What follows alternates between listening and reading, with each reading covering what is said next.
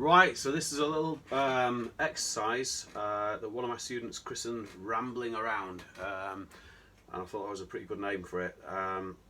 So one of the challenges for everybody trying to play solo blues piano or boogie-woogie, whether we're playing, you know, My Dog Died This Morning blues.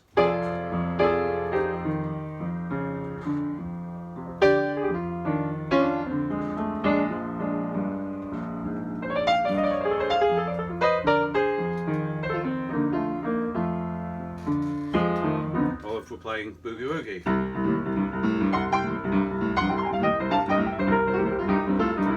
Okay, so the challenge for everybody, whatever level we're at, is trying to coordinate between the hands and to play and improvise with this language and vocabulary that we've been learning with our right hand whilst playing some kind of steady bass line, and to do that in time, and that's difficult. And the main way to achieve that, there's no two ways around it really, is just playing and playing and playing and trying. But at the same time, you can get there a lot quicker if you're kind of structured in the way that you practice it and break it down into different things. So you can study right hand language. You could use my blues licks from this channel, or there's, you know, obviously thousands of other blues licks tutorials out there. You can learn language by listening and transcribing and just taking ideas from your favourite music. People can show you stuff. You can use all kinds of things for that right hand language. You know, blues scales, relative minor blues scales, chord tones.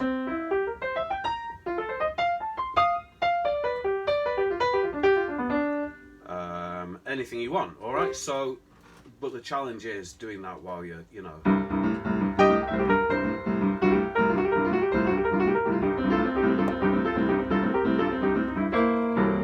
So what you can do to break it down, if you're practicing, and if you are practicing my blues licks, then I recommend that you practice them exactly as demonstrated, which might feel a bit wooden and, you know, perhaps unmusical, but try to play them exactly as I'm playing them. And try and play them slow and bluesy. So for example, the first blues lick is, and you want it to be like that with those note lengths all the same, so it's a short C at the end, for example. You know, don't sort of cheat and go without that C there, for example. Don't go. Okay, when you're actually playing in real life, those are things that you could do. You might decide that you want to play this rather than, and that's fine. Or you might just play part of the lick. You might play as part of an idea. But when you're actually practicing the licks, practice them really specifically, and practice them in as many keys as you can. Gradually try and play them in all the keys. Certainly C, F and G to start off with. But this rambling around exercise is a way of then doing what you like with those licks and just making them your own, changing them, adapting them, using little bits of them, using the whole thing, connecting them to each other, connecting them with other bits of your vocabulary, just basically rambling around with the right hand and doing whatever you want.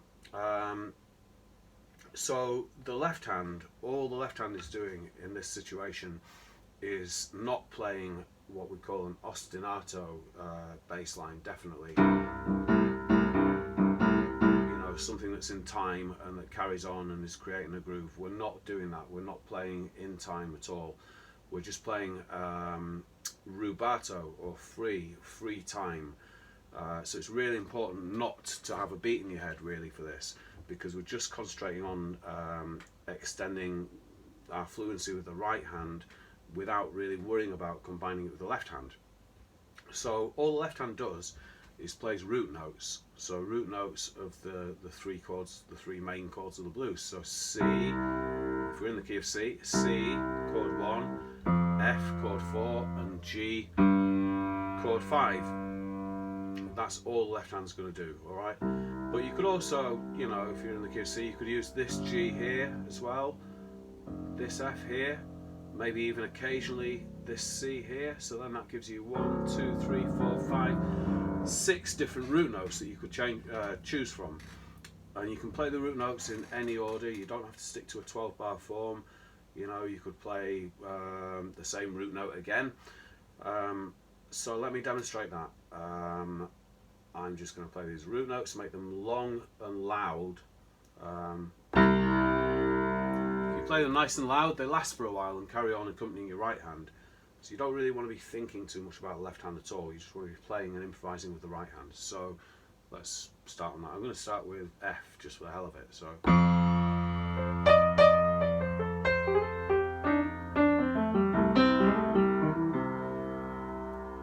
Okay, and you can see there, in that instance, I combined my ideas. So I started here with something like no particular time feel at all. And as a change to that root note, I played another idea that kind of resolved to that root note. You could play separate ideas. You might go and leave a bit of space and then go.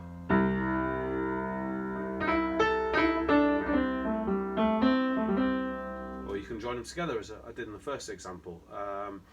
Another thing you can do just for a bit of variation with the left hand is to add a little grace note to some of the root notes. You don't want to do this all the time because it will change the flavour of it too much, but you could go, instead of just playing C, you could play chromatically a note underneath. So you could go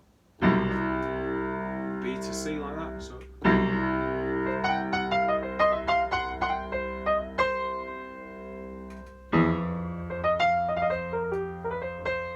Also, try not to leave big gaps between these notes. You know, you don't want to play like do an idea and then everything stop. You know, we want this to be like a continuous thing. So.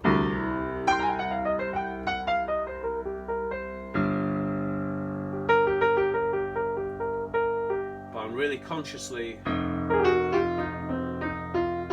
making sure I don't start.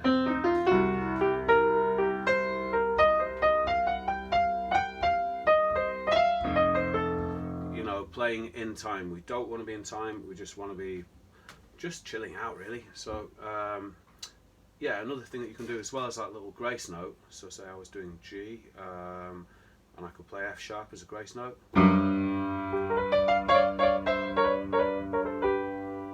You could also do, and this is a slightly Oscar Peterson kind of thing, you could play the grace note and then an octave underneath. That's just a nice thing to do for a bit of feel, so I'll stick one of those in.